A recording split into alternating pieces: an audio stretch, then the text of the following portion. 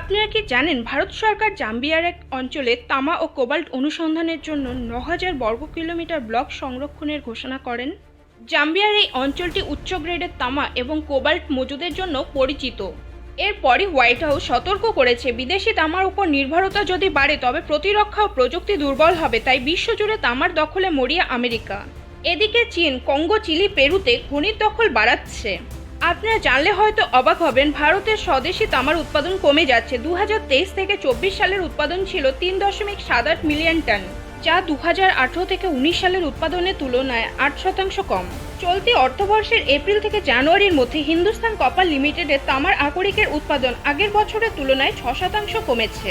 EV battery ও clean এনার্জির কারণে তামার চাহিদা বাড়ছে। 2035-এর মধ্যে তামার ঘাটতি হতে পারে। তাই ভারত, চীন ও আমেরিকা তামার দখলে মরিয়া। আগামী দশকে প্রতিযোগিতা আরও তীব্র হবে।